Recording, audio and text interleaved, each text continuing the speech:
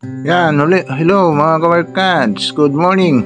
Ngayon mga kabarkads, kinuna natin itong Davao River Esplanades project dito. Kasi yung iba dito mga kabarkads is matagal na natapos. Ngayon, i-continue pala ito mga kabarkads, yan o nakikita natin. Kasi based sa contractor na nakausap natin dito is tuloy-tuloy pala ito yung mga bakawan na makikita ninyo is magkukunik daw ito sa Davao Coastal Road, itong Davao Esplanades project dito. Napakaganda pala ito mga kabarkads kung matapos itong area dito sa beautification sa Davao City.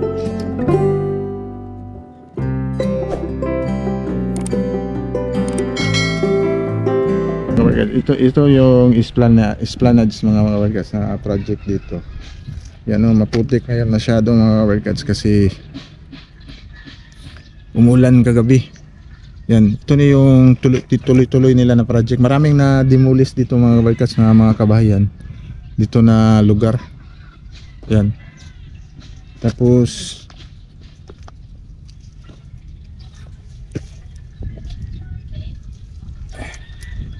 yan, ito yung tuloy na project nila dito mga kabarkads. Yung doon is tapos na. Ito yung mag-connect naman dito sa kabila mga kabarkads. Yan, tuloy-tuloy. Pero itong contractor na ito mga kabarkads is hanggang dito lang sila mga kabarkads. Hanggang dyan daw sila. Yan, hanggang dyan lang yung kontrata nila. Yan, tinatambakan nila yung area dito. Yan kasi nasa dagat area na ito sa Davao River. Ang pagkaganda nito mga kabarkads is ito parang Esplanade mga kabarkads is magkukunik dito sa bridge dito sa Coastal Road.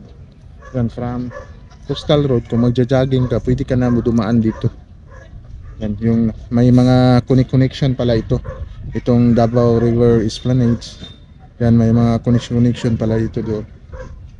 At yun mga kabarkads, parang maganda na din doon sa harapan, no? Parang ginawaan na din doon na Esplanades. Hope na mapasyal natin yan. Yan. Yan, tuloy-tuloy yung trabaho nila dito mga kabarkads. Yan, balik-balikan natin ito. Maraming mga kabahayan din dito na demolish mga kabarkads, yan, no? Kasi may mga bahay dito dati. Yan, wala na, binabayaran na sila. Tinatanggal na lang, ito na lang na iwan. Yan, sa dito kasi babakuran din ito. Hope na ang paggagawa dito mga kabarkads is matibay. Hindi katulad doon sa kabila is nasira na yung mga grills niya. Kasi based sa mga taga dito is maglalaro yung mga bata, umaakyat yan. Yung mga grills is bumigay. Hindi masyadong matibay yung paggagawa sa mga grills doon. Hope na ito is ma-correct na ito. Itong mga next project papunta doon is maganda na yung paggagawa ito sa Esplanade sa Davao River.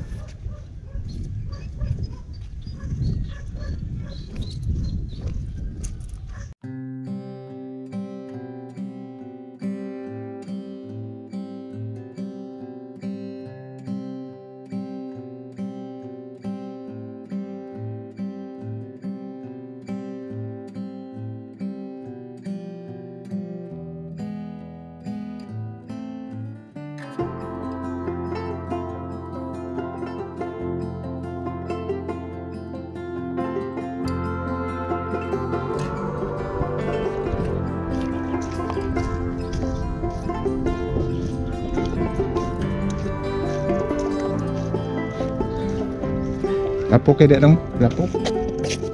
Lapo kaya no?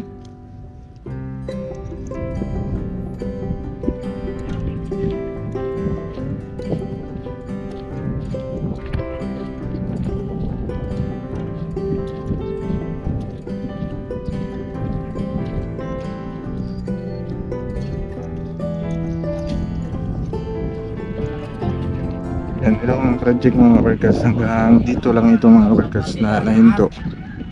Yan, ito na yung continuation niya mga kabarkads, papunta ito na ang Coastal Road.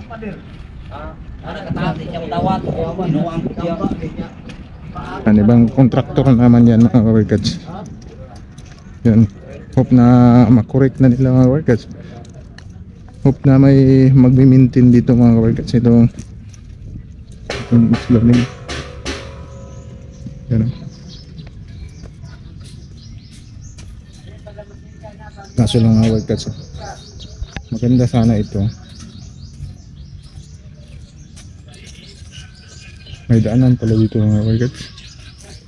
Punta doon.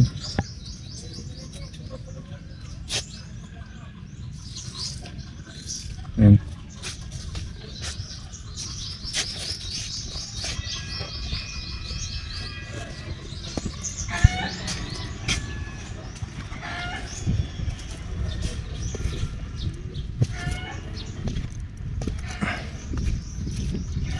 Yun, sa kainit ng panahon yan, yun na kuha na yung mga tanim dito na sisira. Yan, pasyalan natin ulit ito mga workers, itong Davao River Esplanade kasi tuloy-tuloy itong project dito. Hope na ma-maintain ito ng City of Davao, itong kuha dito sa mga tanim dito mga workers. Yan, para maganda tingnan ito. Kaso lang nakikita natin dito is yan ang mga damo na walang maintain, hindi na maintain dito kasi ongoing project pa kasi ito mga workers, itong Davao River Esplanade. Kung mag-connect na ito sa Davao Coastal Road mga workers, tapos magamit na yun, mamimintain na ito mga workers kasi mapupuntahan na ito mga tao. Kaso ang nakapasyal dito is taga dito lang. Kasi yung iba is hindi alam kung saan dadaan ito, puntahan itong Davao River Esplanade. Kaya hindi mapasyalan ang lugar sa maganda. Kaya hope na ma-maintain ito. Yan, punta doon. Kasi doon sa harapan din mga workers. Yan, tuloy-tuloy din yung trabaho doon. Pero mas nauna ito dito. Sana mga workers is ma-maintain itong project dito sa Davao River. Yan, para itong Esplanades, hindi Esplanades. Yan, napakaganda ito na project mga workers. Ito kung ma-maintain ito kasi under ito sa sentro na siguro mga ganito na halaman. Yun. Kasi mga workers, Davao beautification ito mga workers, itong project na ito. Yan, papunta yan doon sa yan, from magkukunik daw ito sa yan ang bridge project sa Coastal Road at papunta doon. Kaso doon sa portion sa kabila is nahinto, papunta sana na yung Bolton Bridge. Dito ang nagpapatuloy na project itong Esplanades dito sa Davao River. Yan, ano, kaso mga workers is nangasira na mga workers itong mga, sana hope na titibayin pa ito mga, ay walang, hindi matibay yung trabaho nila mga workers. Yan, hope na titibay itong mga workers. Wala, hindi matibay yung trabaho. Yan, yung trabaho nila dito mga workers. Yan, siguro hindi pa ito tapos. Siguro dapat may kuan, hindi pa tapos ito mga workers.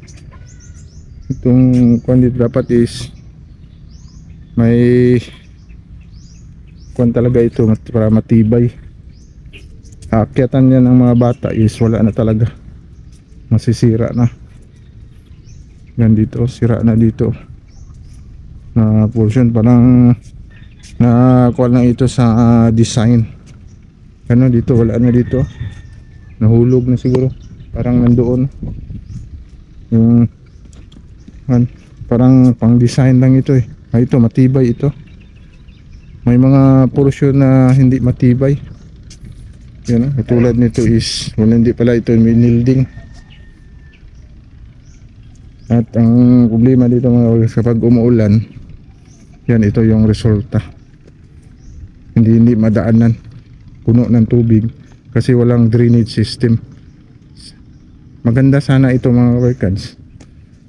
Sana may drainage system itong ganito para katulad na malakas ang ulan, yan, hindi na madaanan kung may mag-jogging dito. Hindi katulad doon sa Coastal Road is sa bike lane at saka is may line canal. Sana dito is may line canal itong ginawa dito para ito maganda dito, walang tubig, pero doon na portion maraming tubig. Yan, ito lang yung update natin dito mga kabarkads. Update, hindi na tayo pupunta doon kasi hindi na madaan, puro tubig na. Yan, puro tubig na.